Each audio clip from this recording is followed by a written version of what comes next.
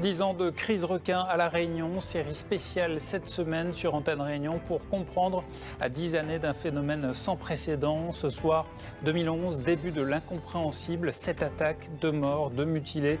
Témoignage des proches des victimes dans un instant. C'est donc une crise qui rythme l'actualité depuis maintenant 10 années, 10 ans de drames, de conflits, de tensions, de recherches, d'expérimentations, 27 attaques, 11 décès.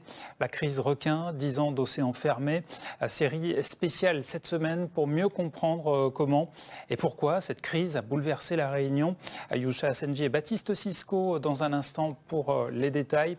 La parole aux victimes tout d'abord. Témoignage bouleversant 10 ans après, 2011, année noire. Début d'une série macabre. Reportage. Des fleurs par centaines et des amoureux de la mer réunis pour un ultime adieu à Mathieu Schiller. 19 septembre 2011, le champion de bodyboard succombe à une attaque de requin à Boucancanotte. À cet endroit-là, on y a grandi, C'était un peu notre jardin d'enfance, c'est vrai. Nous, quand on était gamin, on allait toujours sur cette plage, on se baignait, on allait avec notre masque, notre tuba derrière la piscine.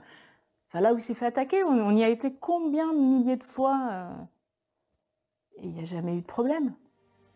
La disparition de Mathieu Schiller est un choc pour l'opinion, une prise de conscience brutale, et pourtant, 4 attaques sont déjà recensées cette année-là. 3 mois auparavant, Eddie Aubert, 31 ans, perd la vie en bodyboard sur le spot de Tiboucan. À cet instant, beaucoup croient encore à une rencontre hasardeuse, à la fatalité. Moi, j'ai demandé à voir les photos que le légiste avait faites. Et ma famille n'est même pas au courant de ça. Et quand on voit les chairs de votre proche déchiquetées, en lambeaux, c'est pas tout à fait pareil. Quand on vous explique qu'il y a eu un requin qui l'a attaqué, puis il a essayé de s'en sortir, il est monté sur sa planche en appelant à l'aide avec un bras, parce que l'autre il a bien dû voir qu'il lui manquait un bras et qu'un autre requin arrive. C'est plus une interconnexion hasardeuse ou... Non, le requin c'est un prédateur alpha. Un prédateur plus présent et plus agressif, y compris sur les plages les plus touristiques de la côte ouest. Comme ici aux Roches Noires, où la première attaque de l'année se produit. Éric Dargent, surfeur, voit sa jambe arrachée. Il survivra et retrouvera l'océan. Au départ, on m'a dit que c'était terminé, que je ne pourrais pas resurfer, que j'étais amputé au-dessus du genou, qu'il y avait 2 articulations de toucher, qu'il n'y avait pas de prothèse. Et je me suis battu, j'ai avancé, j'ai jamais perdu espoir, j'ai toujours voulu foncer. Et aujourd'hui, c'est une espèce de victoire finalement, puisque j'arrive à réaliser des projets avec mon association.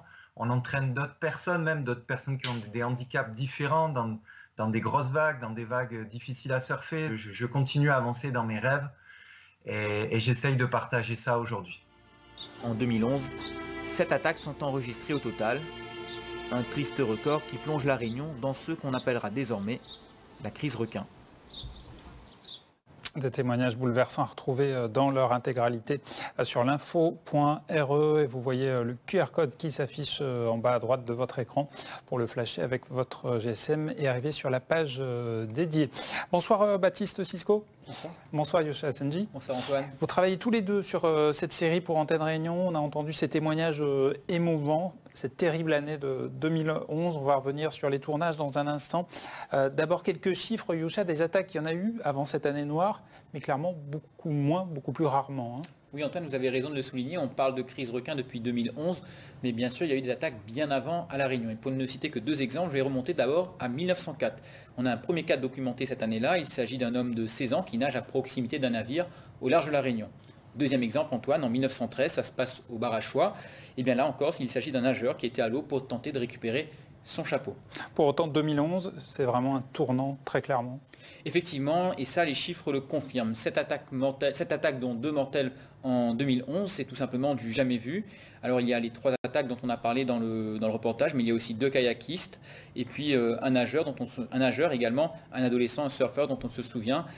Sa planche avait été mordue aux Roches Noires. Il avait heureusement survécu. Et depuis 2011, évidemment, on le sait, d'autres attaques.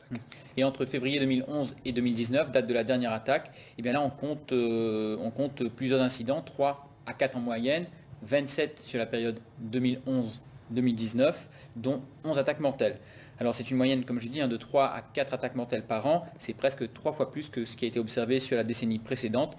Et ce qui va marquer l'opinion, Antoine, c'est que ces attaques surviennent sur des spots hyper touristiques, comme celui des Roches Noires et de Boucan-Canotte. Des chiffres et des faits qui nous ont tous marqués depuis toutes ces années.